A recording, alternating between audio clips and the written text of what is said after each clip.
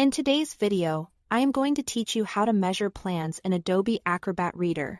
If you work with architectural or engineering drawings, being able to pull quick, accurate measurements right inside a PDF can save you a lot of time. I'll walk you through the full process, from opening your plan to confirming the results, so everything adds up exactly as it should. Start by opening your PDF plan in Acrobat Reader. This opens the measurement toolbar so you can access the tools you need. Before you take any measurements, it's crucial to calibrate the scale so what you measure on screen reflects real-world dimensions.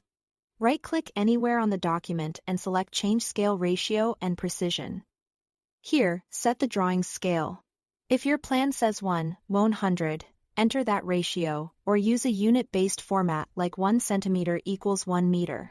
Choose a precision that matches the level of detail you need. More decimal places give you tighter control for small components.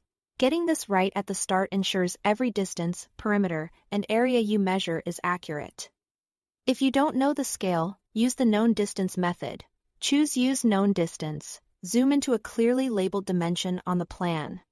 Like a wall marked 5 meters, click the two endpoints of that line. And enter the actual length when prompted. Acrobat will calculate the scale automatically based on your selection. For best results, zoom in closely and click Clean Intersections or Corners, so your points land exactly where they should.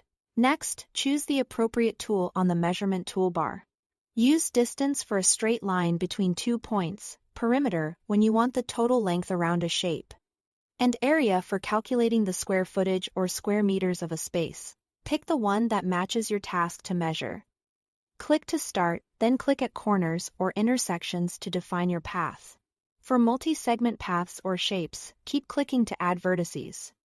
When you are done, double-click to finish.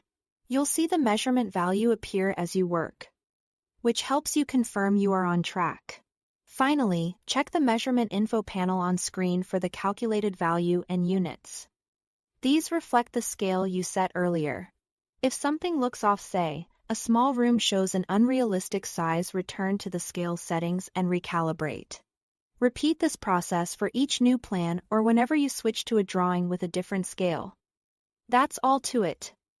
Thanks for watching.